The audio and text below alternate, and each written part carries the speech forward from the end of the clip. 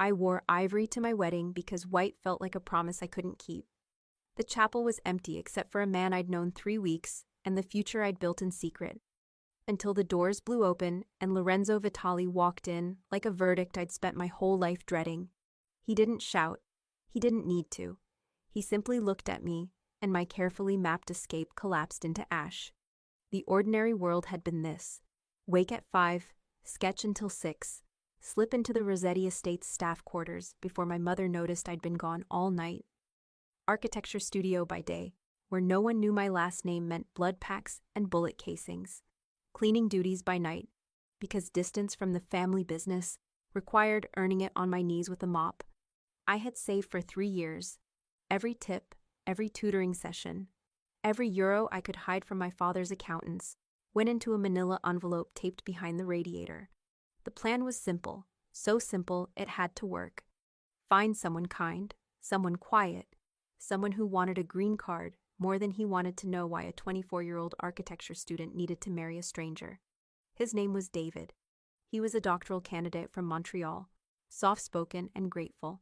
And when I told him I needed this to be fast and paperwork only, he didn't ask questions I couldn't answer. We met at a cafe 3 times. He showed me pictures of his sister's wedding in Vancouver. I showed him the lease for a studio apartment in Barcelona I'd already secured, the internship offer at a sustainable design firm that didn't care about bloodlines. He said he understood wanting to start over. I didn't tell him I wasn't starting over. I was starting, period. For the first time in my life, I would be the one holding the blueprints. The chapel was small, municipal, chosen because it didn't require family witnesses or a parish priest who might recognize the Rossetti name. I wore an ivory sheath dress I'd bought off a clearance rack. No veil, no flowers. David waited at the altar in a borrowed blazer, looking nervous but kind, exactly as planned. The officiant was reading the opening lines about gathered witnesses when I heard it. The low rumble of engines outside. Too many, too synchronized. My stomach dropped. I turned toward the door, already knowing the way you know a storm is coming before the first drop of rain. The doors didn't open. They blew open. Hinges screaming. The late afternoon light flooding in behind a wall of tailored suits and polished shoes. 6 men, moving like a military extraction, fanning out along the pews. And then him. Lorenzo Vitali stepped through the doorway and the chapel shrank. I had seen photographs, grainy surveillance stills my father kept in his study, society page shots from charity galas, where his face was always half turned from the camera. None of them prepared me. He was taller than I expected, broader through the shoulders, his body carrying the kind of physical authority that didn't need to announce itself. Dark hair, dark eyes, a jawline sharp enough to draw blood. He wore a charcoal suit like it was armor, every line precise, every button a statement of control. When he moved, the room rearranged itself around him. He didn't look at David. He looked at me. And I felt it, a jolt that started in my sternum and radiated outward, locking my knees, freezing my breath. Not fear. Worse than fear. Recognition. The way a compass finds north even when you're trying to walk south. Isabella Rossetti, he said, and his voice was smoke and stone, low enough that I felt it in my ribs. Not a question, a claim. David stepped forward, bless him, one trembling hand raised. Excuse me, this is a private ceremony. Lorenzo's gaze flicked to him. Just that. A single glance, flat and final. And David stopped mid-sentence like he'd walked into a wall. David Olivier Marchant, Lorenzo said. And the way he pronounced each syllable made it sound like evidence. Doctoral candidate, McGill University. Student visa expires in 47 days. You applied for expedited spousal residency 3 weeks ago, using a P.O. box in Corsica. He pulled a folded document from his jacket pocket, offered it to the officiant without breaking eye contact with me. The bride is under an existing betrothal contract, registered with the ecclesiastical court in Wendo Carrick, and ratified by the Council of 9. This ceremony is void. My throat closed. The officiant took the document, squinted at it, looked at me with something between pity and alarm. Is this true, Signorina? I couldn't speak. My tongue was lead. My lungs had forgotten their function. Lorenzo stepped closer, 3 strides, precise as a metronome, and stopped just outside the range where I could pretend he wasn't real. "David," he said, still looking at me, "you've been very helpful. There's a car waiting outside. It will take you to the airport. Your dissertation funding has been anonymously reinstated, and your visa issue will be resolved by morning. You were never here." David's voice cracked. He looked at me, and I saw the exact moment he understood that whatever he'd signed up for, this wasn't it. "I'm sorry," he whispered. Then he was gone, shepherded out by 2 of Lorenzo's men, and I was alone at an altar that had just become a trap. The officiant stammered something about needing to verify the documents, about protocol, about Lorenzo handed him an envelope without looking. The man opened it, paled, and fled. Silence. Just me and the man who'd broken my exit, standing in a chapel that smelled like dust and old incense and the cologne he wore. Bergamot and something darker. Something that made me want to step closer and run at the same time. "You don't get to build my life for me," I said, and my voice came out steady even though my hands were shaking. His mouth didn't smile, but something shifted in his eyes, almost like approval. "No," he agreed. "You built an excellent one. Scholarship records, 3 years of clean financials, a job offer in a city with no extradition clauses." He tilted his head, studying me the way I studied load-bearing walls. "You would have made it. 2 more minutes, and you'd have been gone." The compliment felt like a knife. I lifted my chin. "Then why stop me?" "Because," he said quietly, "you chose another life. I chose you anyway." The words landed like a blow. I wanted to scream. I wanted to ask him who the hell he thought he was. What gave him the right? How dare he? But I knew. I had always known. The bedtime story with teeth. One day, Isabella, you will marry the Vitali heir. One day had finally arrived, and it had his face. "I won't do it," I said. "I won't sign anything. I won't stand beside you at some ceremony. I'll run again. Your mother is safe," he interrupted, and the floor dropped out from under me. Comfortable. A stipend has been arranged. Medical care, a cottage in Amalfi far from your father's oversight. She doesn't have to scrub floors anymore, Isabella. Not unless you make this harder than it needs to be. I stopped breathing. He'd just handed me my own heart on a platter and told me he could crush it whenever he wanted. Not a threat. A fact. I thought of my mother's bent spine, her cracked hands, the way she smiled at me every morning like I was still something worth protecting. He'd found the one lever I couldn't ignore. My voice broke. That's extortion. That's security.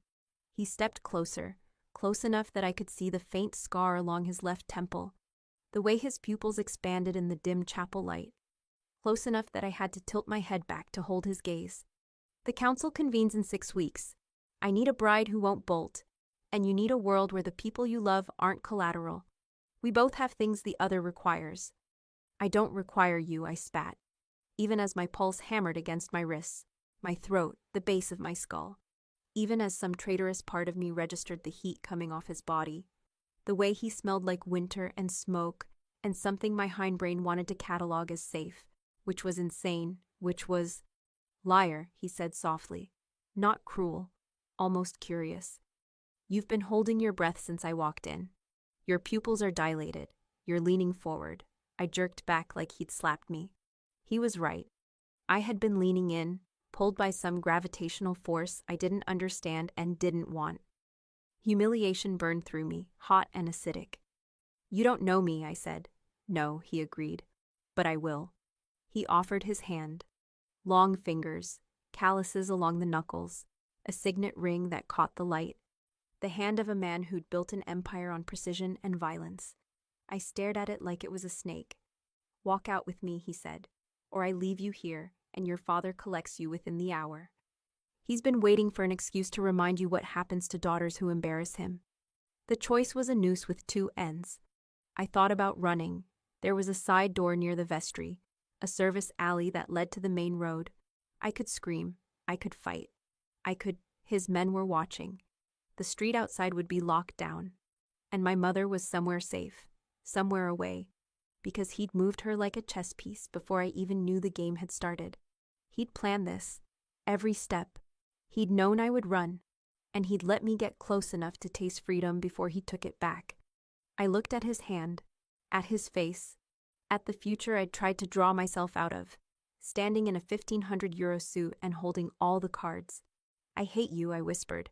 I know, he said, and waited. I took his hand. His grip was warm, firm, careful, like he knew exactly how much pressure to apply without hurting me. He pulled me forward, just enough that I had to step down from the altar, had to walk beside him down the aisle I'd never wanted to walk. The chapel doors stood open. Sunlight poured in. Outside, a black sedan idled, door already open, a suited driver standing at attention. Lorenzo handed me in first, slid in beside me close enough that our thighs almost touched on the leather seat. The door closed, the lock clicked, and as we pulled away from the chapel, away from David, away from Barcelona, away from the blueprints I'd drawn in secret for 3 years, I pressed my spine against the far door and tried to remember how to breathe without letting him hear it shake. He didn't speak, didn't touch me, just watched the city scroll past.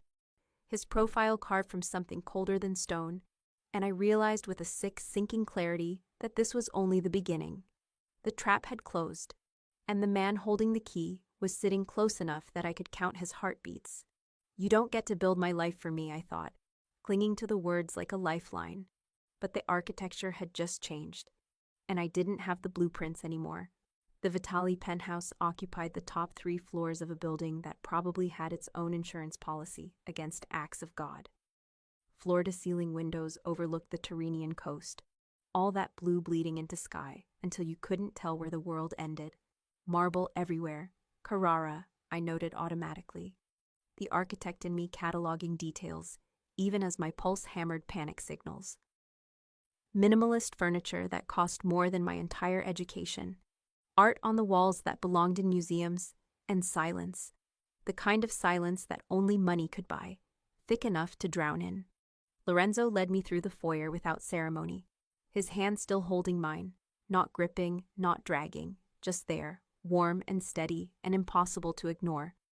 My skin buzzed where we touched. I hated it. I hated that I noticed the way his thumb rested against my pulse point, whether he could feel how fast my heart was beating, whether he knew that every nerve ending I possessed had suddenly woken up and started screaming. Your suite is on the 2nd level, he said, releasing me finally as we stopped in a living room the size of my entire childhood apartment. I flexed my fingers, trying to erase the sense memory of his palm against mine. Private bath, office space, balcony access. My security chief will brief you on movement protocols tomorrow. I turned to face him, arms crossed over my chest like I could hold myself together through sheer force of will. Movement protocols, you mean I'm a prisoner? You're protected. He shrugged out of his jacket, draped it over the back of a leather sofa with the kind of unconscious grace that made me realize he'd grown up in spaces like this, born into wealth and violence and the certainty that the world would rearrange itself around him. There's a difference. Not from where I'm standing. His gaze tracked over me, not leering, not possessive, just assessing, clinical. Except there was nothing clinical about the way my stomach dropped under that look. The way heat crawled up my throat and made me want to either slap him or step closer just to see what would happen. I did neither. Stood my ground and let him look, because I'd be damned if I'd give him the satisfaction of knowing he rattled me. You're angry, he observed. Congratulations. You've mastered basic human emotion recognition. The corner of his mouth twitched. Almost a smile. Almost. You have every right to be. But anger won't change the situation, and it won't keep you safe. Safe from what? You're the one who kidnapped me from my own wedding. Nullified, he corrected. Legally distinct. And you're safe from your father, from the Vassallo crew who've been circling your family's territory like sharks. From every small-time operator who'd love to use a Rossetti daughter as leverage, now that the old alliances are fracturing. He moved to a bar cart, poured 2 fingers of something amber into a crystal tumbler. Didn't offer me one. You were never going to make it to Barcelona, Isabella. If I hadn't found you, someone else would have. Someone with fewer scruples about returning you intact. The casualness of it, the way he said returning you intact like I was a package, a commodity, made my vision white out at the edges. You don't get to justify this.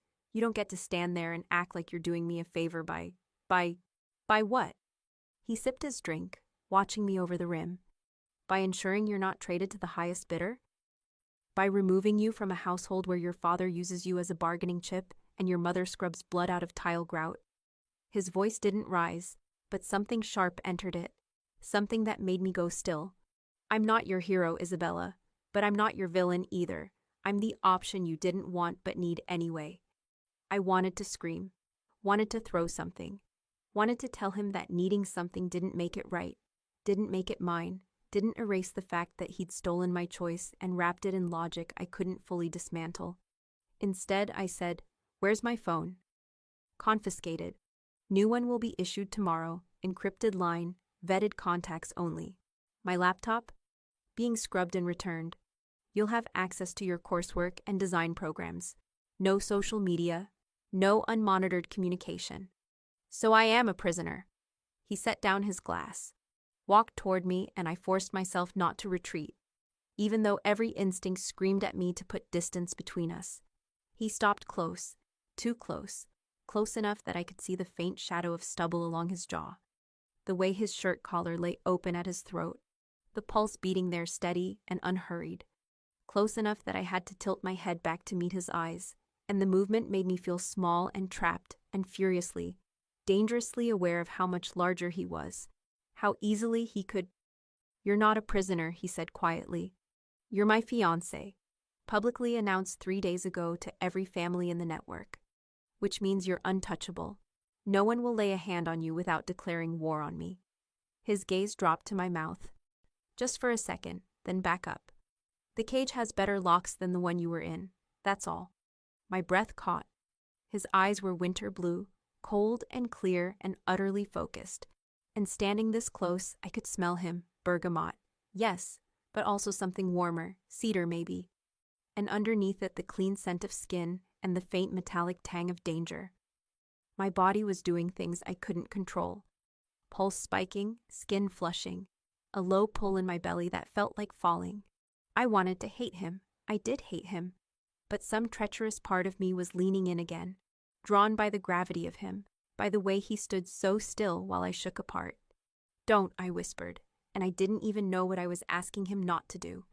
His jaw tightened. He stepped back, putting 3 careful feet between us, and the loss of his proximity felt like cold water. I sucked in air, trying to clear my head, trying to remember that wanting someone didn't mean trusting them, didn't mean forgiving them, didn't mean anything except that my body was a traitor and my mind was losing ground. "You're sweet," he said again, voice flat now, professional. "Second door on the left. Dinner is at 8 if you want it. If not, the kitchen is stocked." He turned away, picked up his jacket, moved toward the hallway like I'd already been dismissed. "Why did you announce it?" I blurted out, the question escaping before I could stop it. 3 days ago, why announce the engagement before this? He paused, glanced back. "Because the council needed to see compliance. Because announcing it publicly made your runaway attempt a scandal I could correct, instead of a failure I'd have to answer for. Because it froze every rival claim and locked the ports under Vitali control while they waited for the ceremony." He studied me, something unreadable flickering behind his eyes. "And because I wanted you to know I was coming. I wanted you to have 3 days to realize there was no exit you could draw that I hadn't already sealed." The honesty of it was worse than a lie. He wasn't pretending this was romance, wasn't pretending I'd chosen it. He was telling me exactly what I was: a political asset, a strategic necessity, a door he needed to walk through to keep his throne. "I hate you," I said again, and it sounded weaker this time, like a mantra losing its power. "I know," he said, and left. I didn't go down to dinner. Instead, I explored my cage. The suite was beautiful in the way things are when they're built to impress rather than comfort.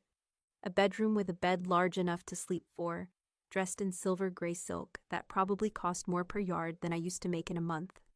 A bathroom with heated floors and a shower that had more settings than my entire studio apartment had appliances. A walk-in closet already stocked with clothes in my size. I didn't want to know how he'd known, didn't want to think about what kind of surveillance had been tracking me long enough to note my measurements. And an office, desk, drafting table, a computer with dual monitors, professional-grade design software already installed. I stood in the doorway staring at it, something hot and complicated rising in my chest. He'd given me the one thing I couldn't function without. The one thing that mattered more than safety or comfort or any of the rest of it. He'd given me my work. I hated him for that too, for knowing, for seeing. I spent the night sketching, old habits, old comfort, lines and angles, load calculations, the clean logic of structures that did what they were told. I drew exits, dozens of them, fire escapes and service corridors, ventilation shafts and window trajectories. Every possible route out of a building I'd only seen 3 rooms of.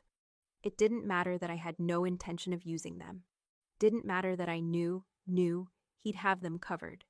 Drawing them made me feel like I still had options, like I was still the girl with the blueprints and the plan. At 2 a.m., I heard footsteps in the hall outside my suite. Slow, measured, stopping just outside my door. I held my breath, pencil frozen mid-line. Waited for the knock, the demand, the footsteps moved on. A door closed somewhere deeper in the penthouse, and I sat there in the dark, hating the relief I felt, hating the sharp bite of disappointment underneath it. Morning came with a knock I couldn't ignore.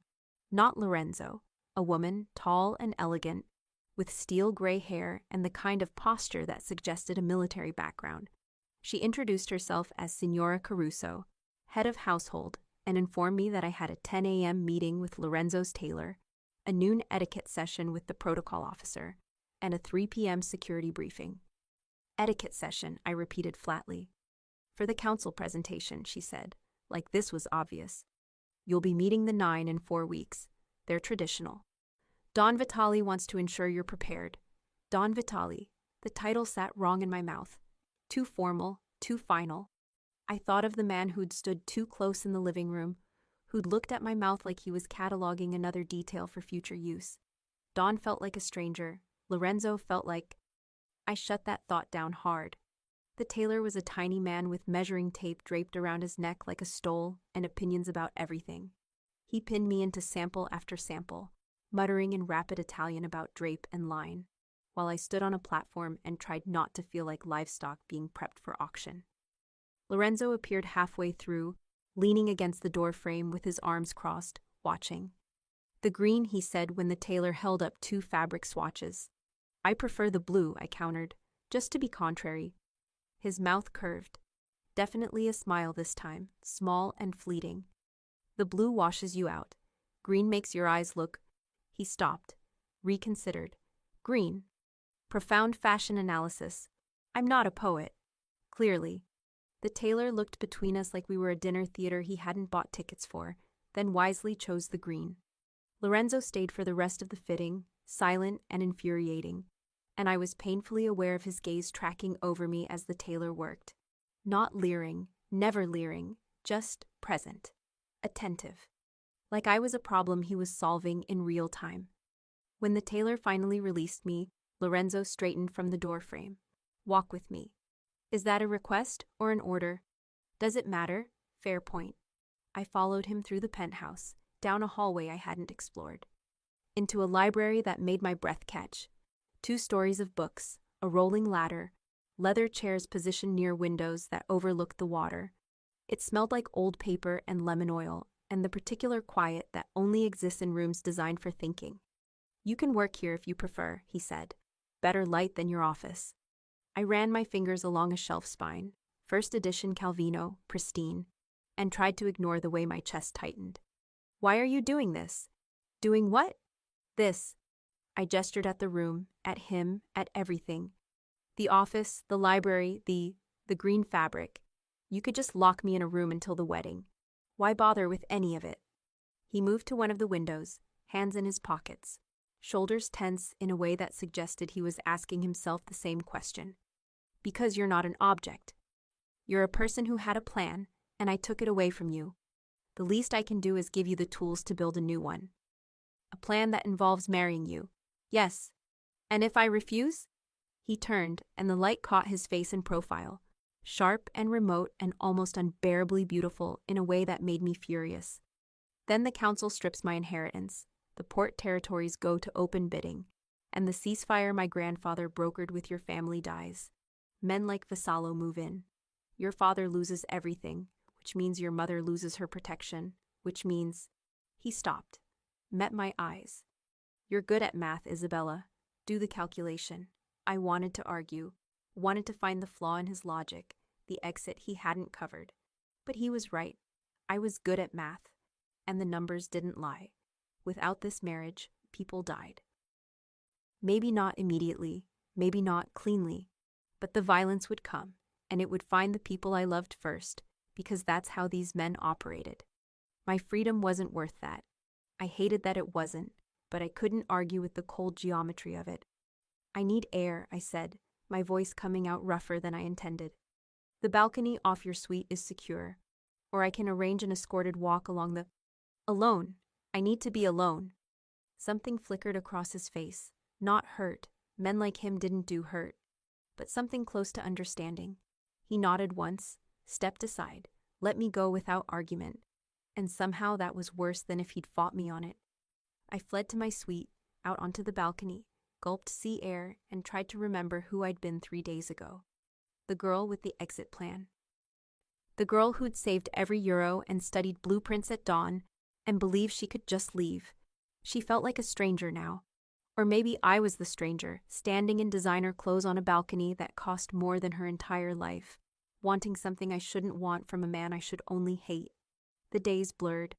Etiquette lessons with a woman who taught me which fork to use and how to smile without showing teeth.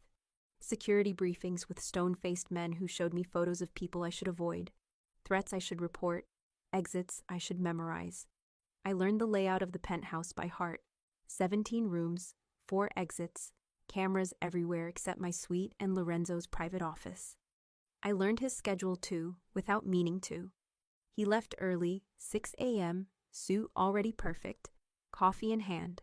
Returned late, usually after I'd gone to bed, but sometimes I heard him in the library, the clink of glass and the soft rustle of pages. We ate together twice, breakfast meetings technically, where he reviewed council politics, and I tried not to notice the way morning light caught in his hair, the way his hands moved when he explained things, precise, controlled, elegant. He asked about my coursework. I asked about his shipping routes. We were painfully, ruthlessly polite, and underneath it all I felt the current running, the thing neither of us acknowledged. The way I held my breath when he leaned across the table to refill my coffee. The way his gaze lingered half a second too long when I laughed at something he said. The way the air felt heavier when we were alone. 10 days in, I broke a glass in the kitchen. Clumsy. Stupid. I'd reached for it too fast and it slipped, shattered against the marble floor. I crouched to pick up the pieces, moving carefully, and didn't register he'd entered until I felt his hand close around my wrist. "Stop," Lorenzo said, and I looked up to find him crouched beside me, still in his work clothes, tie loosened and top button undone. "You'll cut yourself." "I can handle broken glass." "I know. Stop anyway." He took my hand, gentle, inexorable, and turned it palm up, examining the pad of my thumb where a thin line of blood welled. I hadn't even felt it. His touch was warm, careful, and I was suddenly, overwhelmingly aware of how close he was, the heat of his body, the scent of him after a long day, bergamot fading into something rawer, more him. My pulse kicked into overdrive. I wondered if he could feel it through my wrist. "It's nothing," I managed. "Hold still." He produced a handkerchief from his pocket, who even carried those anymore, and pressed it against the cut with a precision that suggested he'd done field medicine before. Probably had. Probably on wounds much worse than this. I should have pulled away, should have stood up, put distance between us, reminded him and myself that this was transactional, political, nothing more. Instead, I stayed frozen, watching his face as he worked, the small furrow between his brows, the way his jaw tensed with concentration, the impossible length of his eyelashes, dark against his cheek when he glanced down. "You don't have to do this," I said quietly. "Do what?" "Pretend to care if I bleed." His hands stilled. He looked up, and his eyes were so blue it hurt, so direct I felt pinned. "I'm not pretending." The words hung between us, heavy and dangerous. I should have said something cutting, something to break the moment, But my brain had gone offline, and my body had taken over, and my body was screaming at me to close the 6 inches between us, to find out if his mouth was as controlled as the rest of him. He released my hand, stood abruptly, putting the kitchen island between us like a barrier. I'll have someone clean this up. Stay out of the kitchen tonight. Lorenzo. Good night, Isabella. He left. I sat on the floor surrounded by broken glass, my hand wrapped in his handkerchief, and tried to convince myself that the ache in my chest was anger. Just anger. Nothing else. I was lying. The almost kiss happened on day 17. I'd found him in the library past midnight, bent over a ledger with a tumbler of whiskey going warm beside him. I should have left. Should have gone back to bed, to safety, to the careful distance we'd maintained since the kitchen. Instead, I moved into the room like I had a right to be there, drawn by the lamplight and the particular quality of his stillness. Can't sleep? I asked. He glanced up, and I saw the exhaustion in his face, shadows under his eyes, tension bracketing his mouth. Acquisition review. Tedious but necessary. You look terrible. Thank you. Very affirming. I almost smiled. Almost. When's the last time you slept? I sleep. How much? Enough. I moved closer, reading over his shoulder, columns of numbers, shipping manifests, route calculations. These projections are off, I said, pointing. You're not accounting for the new tariff structures. If you shift the cargo distribution and reroute through... I grabbed a pencil, started sketching in the margin of his paper. Traffic flow, optimized routing. The same logic I used for building design applied to his supply chain. He watched, silent.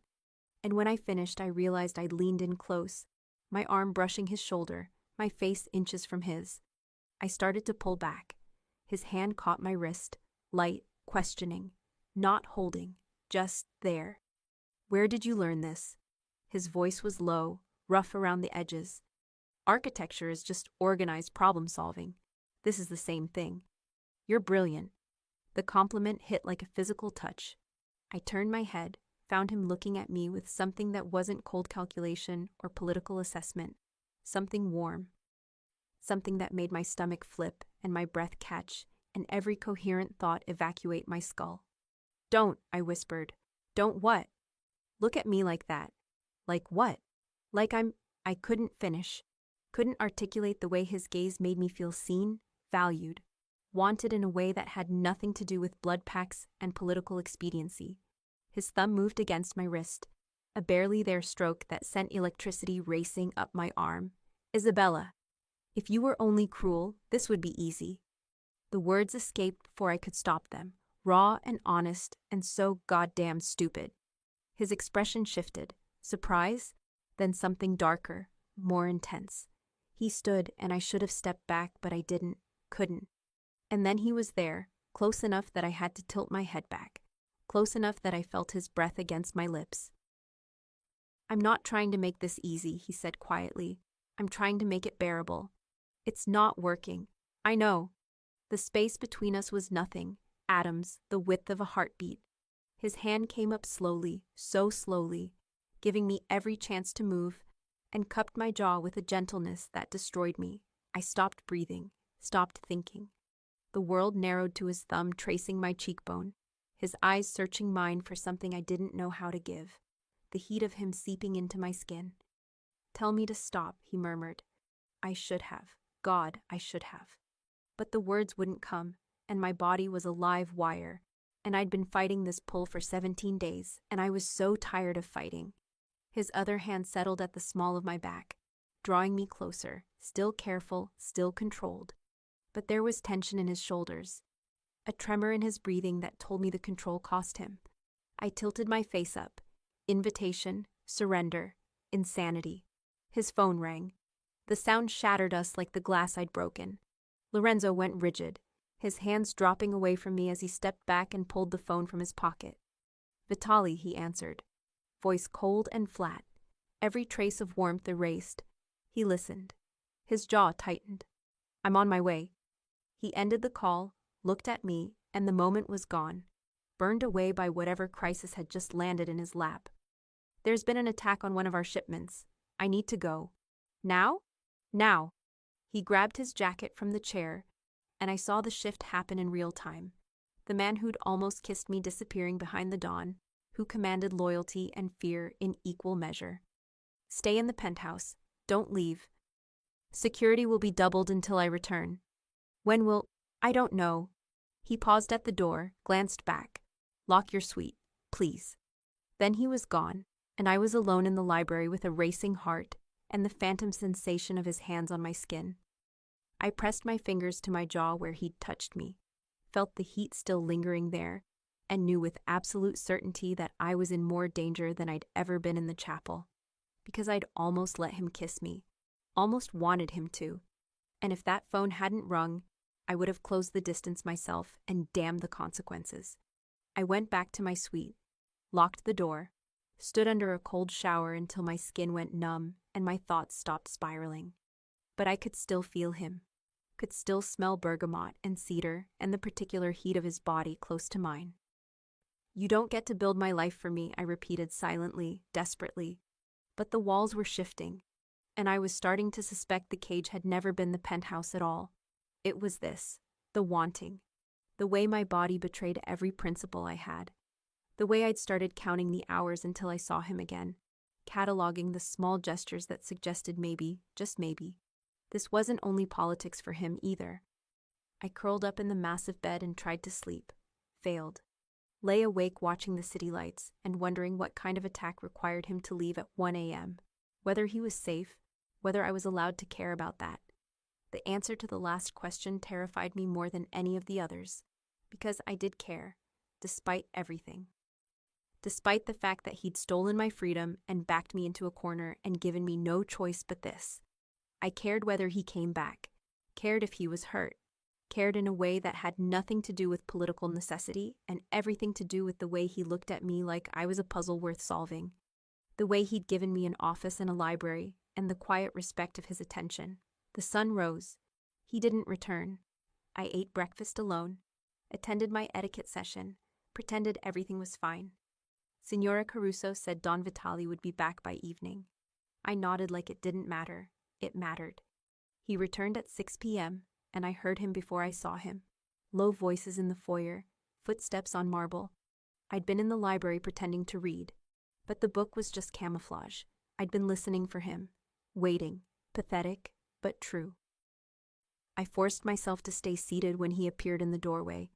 He looked wrecked, hair disheveled, jacket gone, shirt sleeves rolled to his elbows. There was blood on his collar. Not his, I thought. Hoped. You're hurt, I said before I could stop myself. Not mine. He moved into the room, exhaustion in every line of him. Vassallo made a move. We handled it. Handled it how? You don't want those details. Probably true. I stood, moved toward him without planning to, and saw him track the movement with something hungry in his eyes. We hadn't touched since last night. The air between us felt charged, dangerous. Did you sleep at all? I asked. No? Eat? Isabella, when's the last time you ate something that wasn't coffee? He smiled, tired and real. Are you taking care of me? Someone has to. You're clearly terrible at it. Noted. He moved to the sofa, sank down into it with a sigh that sounded bone deep. I should have left him alone. Should have gone back to my book, my suite, my carefully maintained distance. Instead, I sat beside him, not touching, but close enough to feel the heat radiating off him, close enough to count the flecks of gray in his stubble. Tell me about the attack, I said. Why? Because if I'm stuck in this world, I want to understand it. And because you look like you need to talk to someone who isn't one of your soldiers. He studied me, weighing something. Then, Vassallo hit one of our secondary routes. Small shipment, mostly symbolic. He's testing my defenses, looking for weak points before the council convenes. He rubbed his eyes. He's also circulating rumors that I'm distracted. That taking a bride has made me soft. Have you? Gone soft? His gaze cut to me, sharp and immediate. What do you think? I thought about the way he'd touched my face last night. The gentleness, the restraint. I think you're more complicated than you want people to believe. Dangerous assessment. Accurate, though. He didn't deny it, just watched me with those winter eyes, and I felt the pull again, The gravitational force that made me want to close the space between us, to reach for him, to offer comfort I had no business giving. His hand rested on the sofa cushion between us. I stared at it, watched his fingers flex once, twice, like he was fighting the same impulse. "You should rest," I said finally, standing before I did something stupid. "I'll have Signora Caruso bring you food." "Isabella," I stopped, looked back. "Thank you," he said quietly, "for asking." The words shouldn't have mattered. They were just politeness, just basic human decency. But they landed in my chest like a stone in water, sending ripples outward, and I knew that I was losing this fight. I left before I could say something I'd regret, locked myself in my suite, and tried to rebuild the walls he kept dismantling with every careful gesture, every moment of unexpected softness. You don't get to build my life for me, but he was building something anyway. Brick by brick, touch by touch, every kindness a foundation I hadn't asked for and couldn't seem to resist. And the most terrifying part was that I was starting to want the structure he was offering, starting to imagine what it would be like to stop fighting, to lean into the inevitability of him, to let myself have this even though I hadn't chosen it. The cage wasn't the penthouse, it was this, the wanting, the slow, inexorable fall towards something that felt dangerously close to, no. I shut that thought down hard. Not that. Never that. But my heart was a traitor, and it was already 3 steps ahead of me, whispering things I refused to hear. The council session was scheduled for 3 weeks out when everything started to crack. It began small. A comment from Signora Caruso about final preparations. A strange look from the protocol officer when she reviewed my wardrobe for the ceremony. Little fractures in the careful normalcy we'd built. Hairline fissures I couldn't quite identify but felt in my bones, the way you feel weather changing. Lorenzo was gone more. Meetings that stretched past midnight. Phone calls he took in other rooms. Tension that lived in his shoulders and never fully released even when he was home. We still had breakfast together most mornings, our unspoken ritual, but the silences had changed. Less comfortable, more weighted.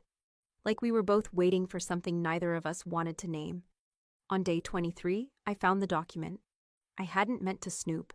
That's what I told myself later anyway. I'd been looking for a book in the library, a specific architecture text I knew he had because I'd seen it on his desk weeks ago, and his office door had been open. Just open. An invitation, or at least not explicitly forbidden. I slipped inside, found the book on a side table, and would have left cleanly, except I saw my name on a paper near his laptop. Isabella Rossetti, Council Compliance Requirements. My hands moved before my brain caught up. I picked up the document, scanned the first page. Legal language, dense and formal, outlining the terms of the betrothal contract. I'd seen versions of this before. My father had shown me the basic framework years ago. The bloodless words that reduced me to a clause in someone else's negotiation. But this was different. This had amendments, recent ones dated 2 weeks ago, initialed by Lorenzo and 3 council members I recognized from the briefing materials. And there, on page 4, in language so clinical it made my stomach turn. Clause 7.3, Consummation Verification. To ensure legitimate succession and honor the ancestral pact, the marriage must be consummated within 30 days of the public blessing ceremony, with confirmation provided to the council via the traditional witnessing protocol. Failure to comply will result in automatic nullification of the union and forfeiture of inheritance rights, per Section 12.8. I read it 3 times. The words didn't change. Traditional witnessing protocol, which meant God, which meant they expected proof. Expected us to perform for them, essentially, or at minimum provide evidence that we'd. The document slipped from my fingers. I backed away from the desk like it had burned me, my pulse roaring in my ears. 30 days, public blessing ceremony. That was the council session. The one where I'd be presented as his wife, where we'd stand in front of the 9, and he'd known. Lorenzo had known about this clause.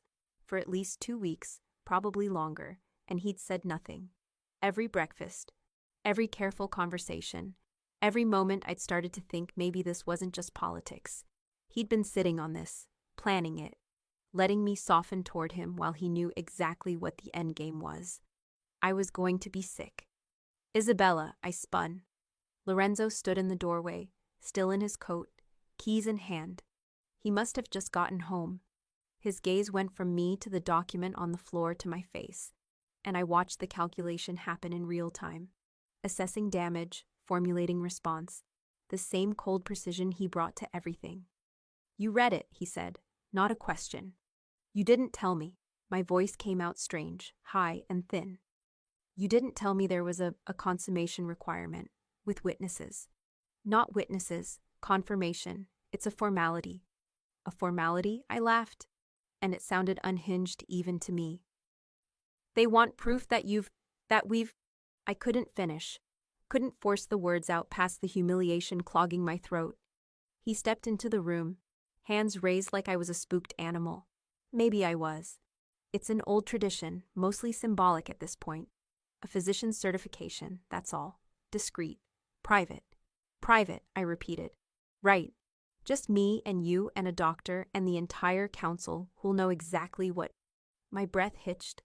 I pressed my palms to my eyes, trying to hold myself together, trying to think through the rage and betrayal and the sick, crawling shame of it all. I was going to tell you, Lorenzo said quietly. When? The night before? The morning of? I dropped my hands, glared at him. Or were you just going to wait until I was already bound to you legally, publicly, until I had no choice but to? I never intended to force you. Then what? I gestured at the document. What exactly was the plan, Lorenzo? Seduce me into compliance? Make me want it so I wouldn't question it? The library scene flashed through my mind. His hand on my jaw, the almost kiss, the way I'd tilted my face up to him like an idiot. Is that what all of it's been? The office, the kindness, the looks? Just strategy? No. The word came out hard, almost angry. He moved closer, and I backed up until the desk hit my spine. No, Isabella, none of that was strategy. I don't believe you. I know. His jaw worked. I should have told you sooner. I meant to. But every time I tried, He stopped, ran a hand through his hair, and for the first time since I'd known him, he looked genuinely rattled. I knew how you'd react. Knew you'd pull away, and I was selfish enough to want a few more weeks of you not looking at me like I was the enemy. The honesty of it landed like a slap. I wanted to stay angry, needed to stay angry, but underneath the fury was something worse. Hurt. The bone-deep ache of realizing I'd been right all along. This was transactional. The marriage, the future, even the careful, almost intimacy we'd built. It all came with terms and conditions I hadn't seen until now. You said you weren't trying to own me, I whispered. I'm not. Then what do you call this? I grabbed the document off the floor, shoved it at his chest. What do you call a clause that literally requires me to give you my body as proof of legitimacy? His hand closed over mine, where I pressed the paper to him. Warm, steady, infuriating. I call it a rule I didn't write and can't change. But Isabella, listen to me. He waited until I met his eyes. I won't enforce it. If you refuse, I'll take the consequences. I'll lose the inheritance, the ports, all of it. I'm not going to... And then what? I yanked my hand back. The council strips your claim. Vassallo moves in. The ceasefire collapses. People die. My mother loses her protection. You really think I don't understand the math? Then what do you want from me? And there it was, frustration cracking through his control, real emotion bleeding into his voice. You want me to lie? To pretend the world we're in isn't brutal and archaic, and held together by rules that treat women like property? I can't change it, Isabella. I can only work within it and try to make it survivable for both of us. By keeping me in the dark. By giving you time to adjust before I put this on you. He gestured at the document. That's all I was doing. Giving you space to be here without this hanging over you every second. Was that wrong? Maybe. But I'd make the same choice again if it meant 3 weeks of you not hating me. The admission hung between us, raw and real. I wanted to throw it back at him. Wanted to tell him I'd always hated him, that nothing had changed, that every soft moment between us had been a lie I told myself.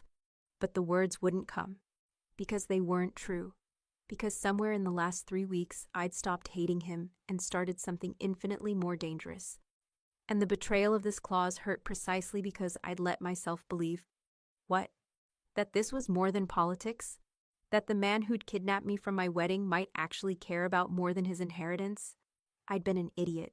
A stupid, naive idiot who'd let careful gestures and almost kisses convince me I was anything other than a means to an end. I need to be alone, I said. Isabella, please. The word cracked.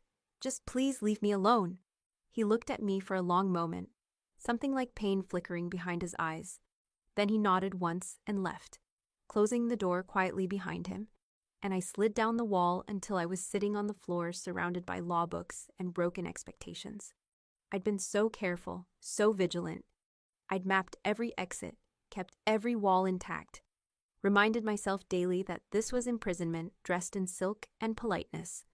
But somehow, brick by brick, he'd gotten in anyway, made me want him, made me think that maybe, just maybe, I could choose this cage if he was in it with me. The clause proved what I should have known all along. I'd never had a choice. Not really. This was always leading here, to my body as a bargaining chip, my consent as a formality in someone else's political game. And I'd walked into it with my eyes open. Worse, I'd wanted to walk into it. Had started imagining what it might be like to let him touch me the way he'd almost touched me in the library. Had lain awake at night thinking about his hands and his mouth, and I was going to be sick. I made it to the bathroom in time, barely. Heaved until there was nothing left.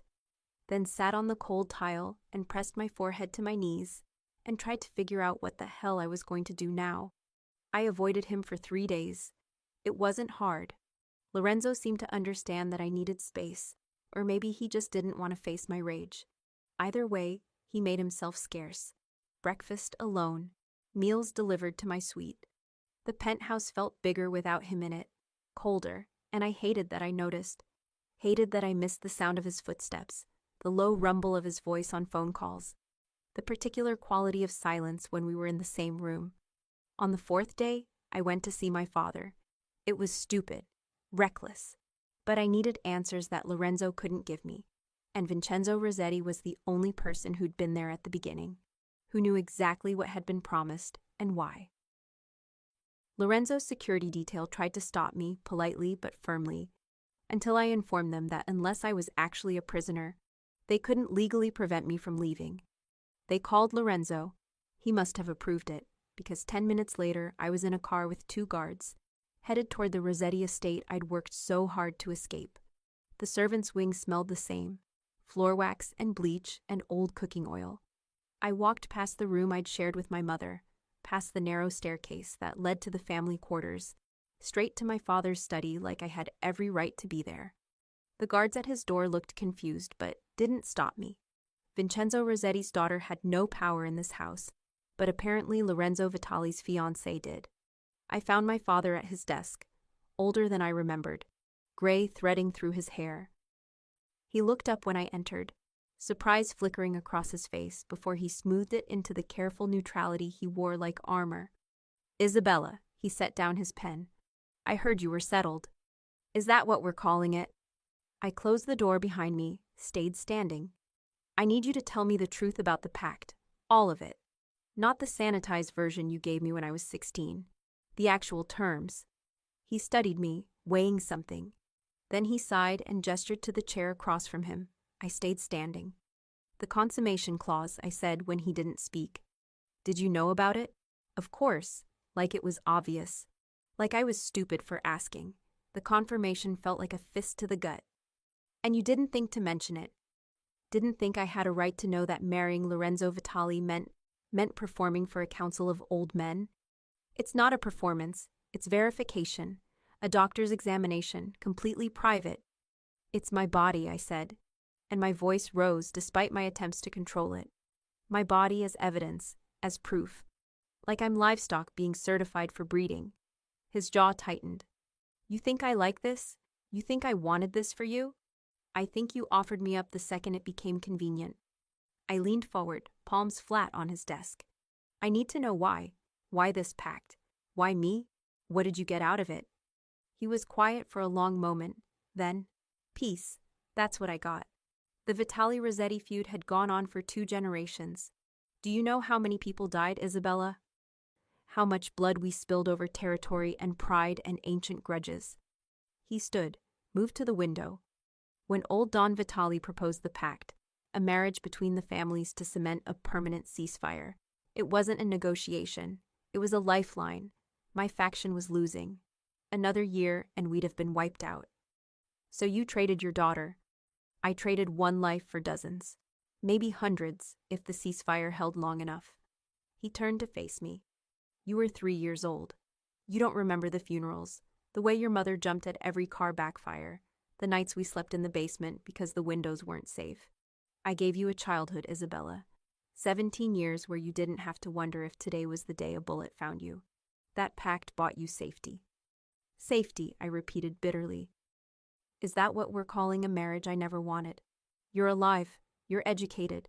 You have prospects most girls in our world would kill for. His voice hardened. And yes, there are terms. Uncomfortable terms. But Lorenzo Vitali is not a monster. He'll honor the agreement without brutalizing you. You could have done far worse. The casual way he said it, without brutalizing you, like that was the bar, made something inside me snap. I had a scholarship, a job offer, a life that didn't involve being traded between violent men. And you let me believe I could have it. Let me save money and make plans and study for a future you knew I'd never get. Why? For the first time, he looked uncomfortable. Because you were happy. Because your mother begged me to let you have a few years of normalcy before... He stopped. Before what? Before you learned what it costs to survive in this world. He met my eyes. I'm sorry, Isabella, truly, but the pact is binding. You marry Lorenzo Vitali and fulfill the terms, or the ceasefire ends and we all pay the price. Those are the only options.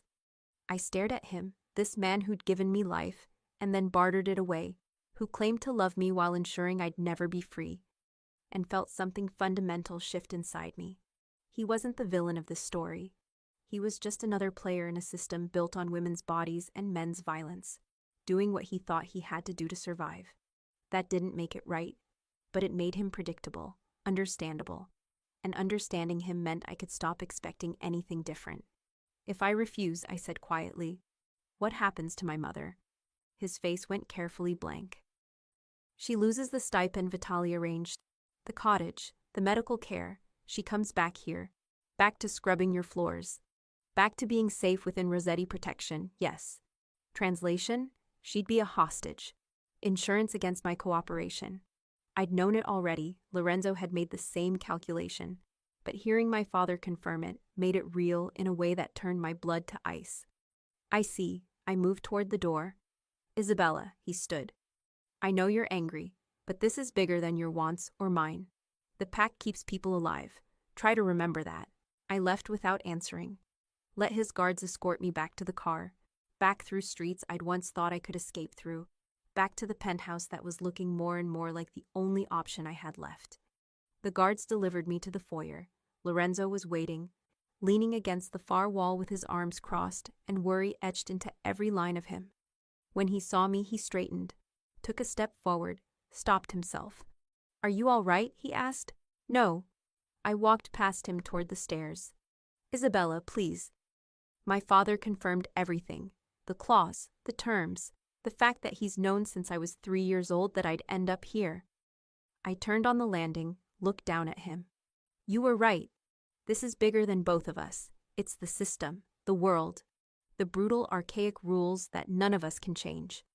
I felt hollow saying it, emptied out. So congratulations. You win. I'll marry you. I'll stand in front of your council. I'll do whatever is necessary to keep the ceasefire intact and my mother safe. But don't, my voice cracked. Don't expect me to pretend this is anything other than what it is. A transaction, that's all. His face went very still. Isabella, I'm tired. I'm going to my suite. Please don't follow me. I didn't wait for his response. Climbed the stairs, locked my door, and stood in the middle of my beautiful cage, trying to figure out how I'd ended up here. Trying to remember the girl who'd worn ivory and believed in exits. She felt like someone I'd invented. A story I'd told myself to make the architecture of my life bearable. But stories don't hold weight. And the structure I'd built, the plan, the escape, The future in Barcelona had always been load-bearing fiction. One good push and it collapsed, leaving me here in the rubble, staring at the only blueprint that mattered. Survive. Protect the people you love. Pay whatever price the world demands, even if the price was myself. I meant to stay locked in my suite, meant to maintain the distance, rebuild the walls, remind myself hourly that Lorenzo Vitali was my captor dressed in Italian tailoring and careful gestures. But on day 6 of my self-imposed isolation, I heard shouting. Male voices, multiple, coming from the main level. Then a crash, something heavy breaking. I moved to my door, pressed my ear to it. More shouting, Lorenzo's voice, low and controlled even in anger, and someone else. Higher, defensive, familiar in a way I couldn't place. Then, gunfire. The sound punched through me, primal and unmistakable. I'd heard it before, growing up in the Rossetti household, but always distant. Muffled by walls and carefully maintained denial. This was close. This was here. My architect's brain kicked in automatically. Assess structure, identify exits, calculate load paths. I pulled up the mental blueprint of the penthouse I'd drawn weeks ago, traced routes to the service stairs, the emergency elevator, Another shot. Closer. Then silence. The silence was worse. I unlocked my door, cracked it open. The hallway was empty, but I could smell gunpowder, hear the low buzz of urgent voices. Every instinct screamed at me to lock myself back in, to hide, to let whatever was happening resolve itself without me. But my feet moved anyway, carrying me toward the stairs, toward the danger, toward him. I was moving toward him. To make sure I stopped halfway down the stairs. The living room was chaos. Overturned furniture, shattered glass, and blood on the marble floor. Lorenzo stood in the center of it, phone pressed to his ear, voice clipped and professional. 2 of his men flanked him, weapons drawn. And there, zip-tied to a chair, was Matteo Vassallo. I recognized him from the briefing materials. Lorenzo's supposed consigliere in waiting, the man who'd been circulating rumors, testing defenses, positioning himself for a takeover if the marriage failed. He looked different in person, older, meaner, with blood running from his nose and murder in his eyes. Lorenzo saw me. His whole body went rigid. Isabella, go back upstairs. Now. I should have listened. Should have retreated to safety, to ignorance, to the careful distance I'd been maintaining. Instead, I came down the rest of the stairs, drawn by something I couldn't name. Need, maybe. The visceral requirement to see him whole and breathing, to confirm that the shots I'd heard hadn't found him. Isabella. His voice had an edge I'd never heard before, not anger, fear. Go, back, upstairs. Is anyone hurt? I asked instead, scanning the room. His men looked intact. Vassallo was bloodied but alive, and Lorenzo had blood on his sleeve. I moved before thinking, crossing the room, reaching for his arm. He caught my wrist, stopped me. It's not mine. Your sleeve. Not mine. He gentled his grip but didn't release me, using the hold to physically turn me away from Vassallo, away from the scene. You shouldn't be here. You shouldn't see this. Too late. I looked up at him, and something in his expression cracked. Exhaustion, frustration, and underneath it all a rawness that suggested he was holding himself together by sheer will. What happened? Vassallo tried to access the security system remotely. We traced it back, found him uploading blueprints of the penthouse to an outside buyer. Lorenzo's jaw tightened. He was going to sell our location, yours, for leverage. The words took a moment to process. He was going to let someone else take you, yes. Ransom you back to me or your father, destabilize the succession, force the council's hand. Lorenzo's hand moved from my wrist to my elbow, steadying. He's been the mole all along. Every leak, every strategic failure, it traces back to him. I looked at Vassallo. He smiled, bloody and vicious. Cute that you think this changes anything. The council won't back you without the ceremony, without proof. And she's not going to give it to you, is she? His gaze slid to me, assessing and disgusting. You can see it in her face. She hates you, Don Vitali. Hates this whole world. The second she can run, she will. Shut up, Lorenzo said, very quietly. She's been planning it, haven't you, Principessa? I've seen the sketches in her office. All those exits, all those emergency routes. Vassallo leaned forward as much as the restraints allowed. You think you're the first woman to try to escape this life. You think you're special. You're a commodity, that's all. And the second Lorenzo loses his usefulness, so are you. The words should have landed, should have confirmed every fear I'd been nursing for 6 days. But instead, I felt rage, pure, incandescent rage that this man, this traitor, thought he understood me, thought he could reduce me to a transaction, a commodity, a thing without agency or choice. I'd been called worse, been treated like less by better men. But standing here, in the ruins of someone's failed coup, with Lorenzo's blood on his sleeve and exhaustion in his eyes, I realized something fundamental. Vassallo was wrong. I wasn't special because I wanted to escape. I was special because I'd stayed. Every day for 6 weeks, I'd had opportunities to run. The service entrance codes I'd memorized, the guard rotation patterns I'd mapped, the dozen ways out of this building I'd cataloged in obsessive detail. And I hadn't used any of them. Not because I couldn't. Because something in me, the same stubborn strategic part that had built a plan to Barcelona, had calculated a different equation. Staying was harder than running. Staying was the bigger gamble. And for the first time, I was willing to bet on it. You're right, I said to Vassallo. And Lorenzo's head snapped toward me. I've been planning exits, mapping routes, counting guard rotations, and memorizing security codes. I stepped closer, just outside the radius where he could reach me. But you know what I haven't done? Used any of them. Because unlike you, I understand what loyalty actually costs.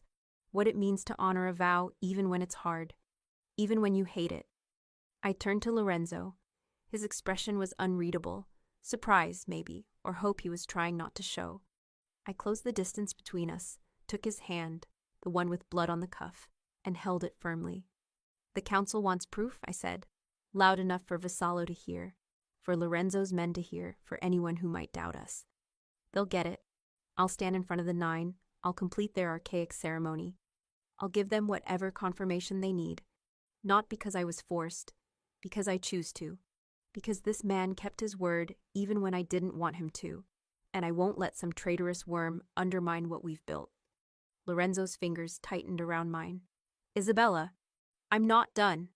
I looked back at Vassallo, and I let him see the steel underneath the architect's careful planning, the survivor who'd scrubbed floors and saved euros and drawn exits she never used. You wanted to use me as leverage? To destabilize his succession? You failed. The only thing you've accomplished is showing me exactly why this marriage matters, why the pact matters, because without it, men like you would burn this city to ash, just to see who could piss furthest in the ruins. Vassallo's smile faltered. Get him out of here, Lorenzo said to his men, voice rough. They moved immediately, hauling Vassallo to his feet, dragging him toward a back exit. He fought briefly, spat something in Italian I didn't catch. But then they were gone, and it was just us, me and Lorenzo standing in broken glass, and the wreckage of someone else's ambition. You didn't have to do that, Lorenzo said quietly. Yes, I did. I looked up at him. Because it's true. I hate this world. I hate the rules. I hate that I don't get to choose. But if I'm stuck in this cage, I'm going to be the one who decides what it looks like inside. Not Vassallo, not the council. Me. Something shifted in his expression, the careful control cracking to show the man underneath. Isabella, don't. I stepped back, breaking contact. Don't thank me, don't read into it. I'm doing this for the same reason you are, because people we care about will die if we don't. That's all. That's not all. It has to be. He studied me for a long moment, then, very carefully. I got you something. Before Vassallo, before tonight. I was going to wait, but he moved to a drawer in the side table, retrieved a small box.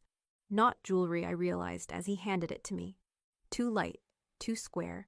I opened it. Inside was a key card, digital access, and a folded piece of paper. I unfolded it. A deed. Property transfer. The cottage in Amalfi where my mother was staying, transferred into her name. Permanent. Irrevocable. Whatever happens with the council, Lorenzo said quietly. Whatever you decide about the ceremony, she's safe. That doesn't change.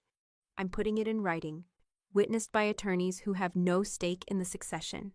If I lose everything, if the pact fails, if you walk away, she keeps the cottage, the stipend, the medical care, all of it.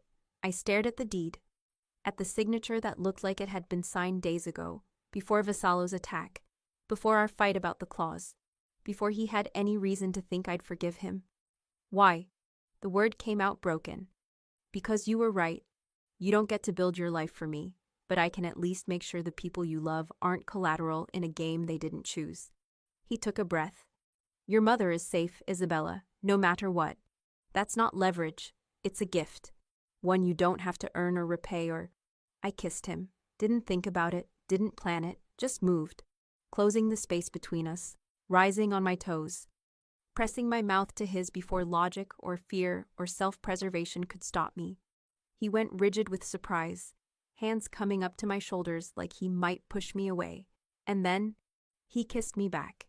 His hand slid from my shoulders to my face, cradling my jaw the way he had in the library. But this time, there was no hesitation. His mouth was warm, firm, tasting faintly of whiskey and desperation. I made a sound I didn't recognize, need or surrender or something in between, and his grip tightened, angling my head to deepen the kiss. I grabbed his shirt, pulling him closer, and he came willingly, backing me against the wall with a care that suggested he was still thinking about angles and safety even while kissing me like he'd been starving for it. His body was solid against mine, all heat and muscle and barely restrained control. I felt him trembling, actually trembling, felt the way his breath hitched when I opened my mouth under his, the way his hand slid into my hair and tightened just enough to make me gasp. This wasn't the careful, calculated man who ran a criminal empire. This was raw. Real? Someone who wanted me enough to shake with it, to lose the iron discipline I'd watched him wield like a weapon. Isabella, he murmured against my mouth, and my name had never sounded like that. Broken and reverent and edged with something that felt dangerously close to devotion. I kissed him harder, trying to pour 6 weeks of confusion and anger and unwanted wanting into the contact. Trying to say with touch what I couldn't say with words. I hate that I want this. I hate that you made me want this. I hate that it feels like choosing when I know it's just survival dressed in better lighting. He seemed to understand anyway. His mouth gentled, the fierce urgency banking into something slower, deeper, more devastating. His thumb traced my cheekbone, his other hand settling at my waist, not grabbing, not claiming, just there, steady and warm and asking permission even now. I broke the kiss. Had to. Needed air and distance and a second to remember why this was a terrible idea. His forehead dropped to mine, both of us breathing hard. And the intimacy of it, just breath and proximity and the thundering of my pulse against his, felt more dangerous than the kiss itself. This doesn't change anything, I whispered. I know. I'm still angry about the clause. About the lies. I know. I'm not doing this because I forgive you. I know. His hand moved from my waist to my wrist, thumb finding my pulse point. Why are you doing it? Because I wanted to. Because for 6 weeks I'd been fighting gravity and I was tired of the fight. Because he'd given my mother freedom without asking for anything in return, and that single gesture had destroyed the last wall I'd been clinging to. Because I was falling, and I didn't know how to stop.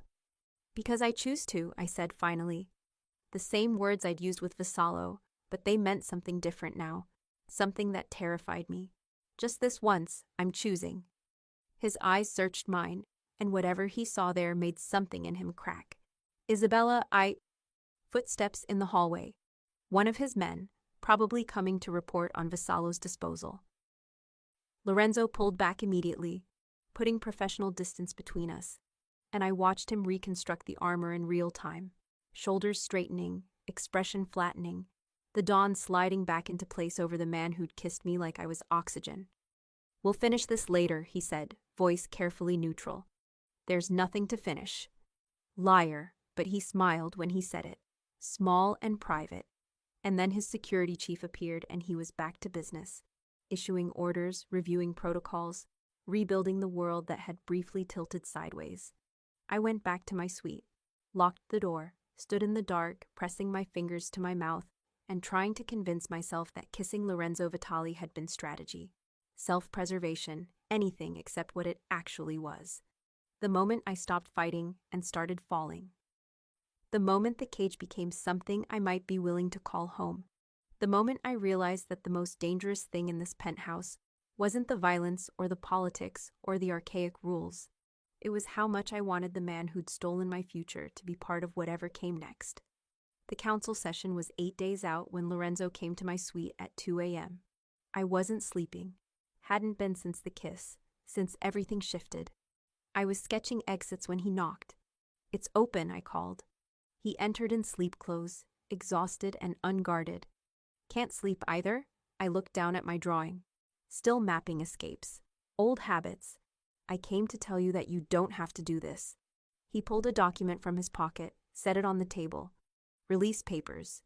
You sign, I sign, and you're free. Barcelona, architecture. Everything you wanted. Your mother keeps the cottage. You get a settlement. Clean break." My hands went numb. "And your succession. I lose everything. But you'll be clear of it." He met my eyes. "You deserve to choose, even if you choose to leave." Everything I'd fought for, handed to me on paper with his signature waiting. Freedom, the future I thought was gone. And I didn't want it. "You're an idiot," I said. He blinked. "I'm sorry. You've made yourself load-bearing to the structure. If you go down, everything collapses. The ceasefire, the protection, everything that keeps this city from tearing itself apart." I grabbed his shirt, pulled him closer. "But you're also load-bearing to me. I didn't want that. I fought it. But you became essential to the architecture. I can't just remove you and expect everything else to stand." His hands covered mine. "What are you saying?" "I'm not signing. I choose to stay. Not because I'm trapped, but because if I'm building a life, I want you in the foundation." I took a shaky breath. "I choose you."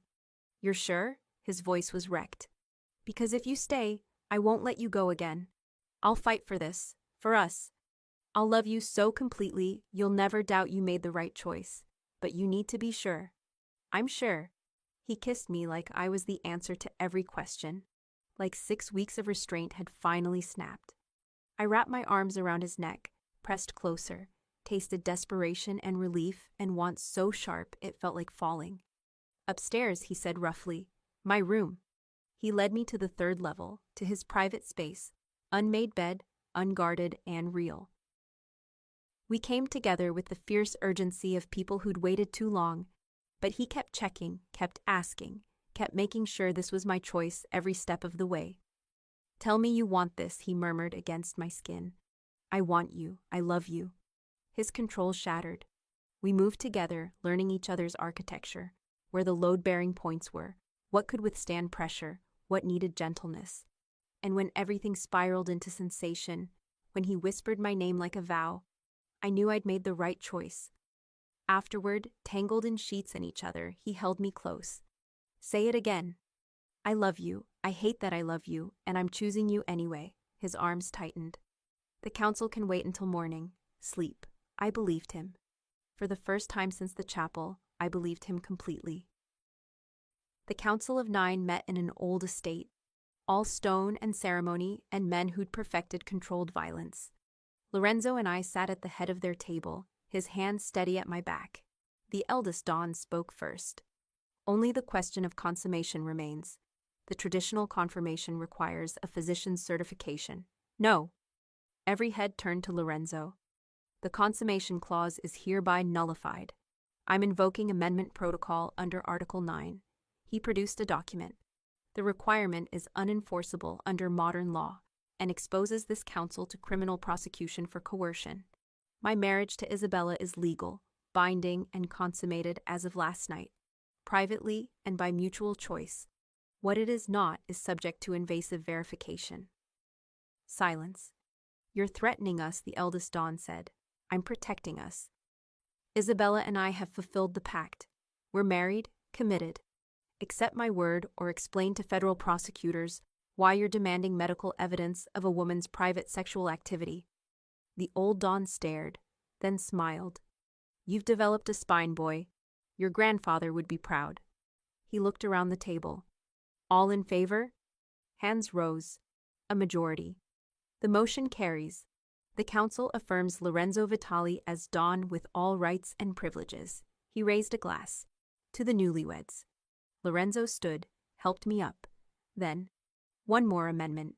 Isabella Rossetti Vitali is hereby named co-signatory on all Vitali operations with veto power on civilian risk actions. Full access to planning, finances, strategy. Any attempt to circumvent her authority answers to me. I stared at him. Lorenzo, you said you wanted to build this life on your terms. Here are the blueprints. He turned to the council. My wife is brilliant at risk assessment. I'd be a fool not to use those skills. Objections? The eldest Don laughed. Your grandfather married a woman with a mind too. It kept him alive through 3 decades of wars.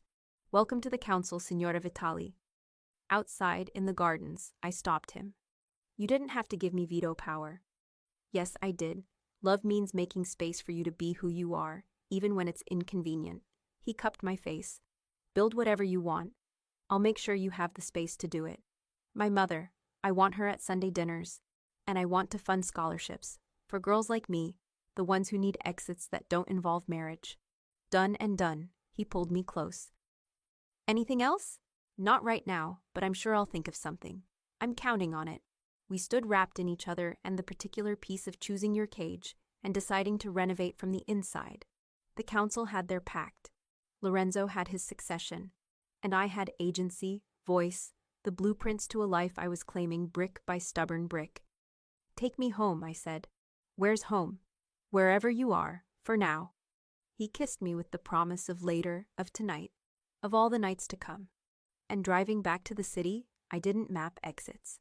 I planned renovations, thought about scholarships, better protocols, the satisfaction of turning a cage into architecture. I was a promise someone else made. Then I became the woman who rewrote the contract.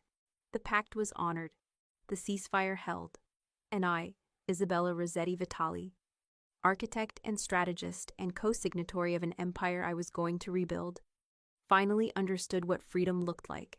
Not an exit, a door that opened both ways, and someone worth opening it for. The cage is open. If I stay, it's because the fire is ours.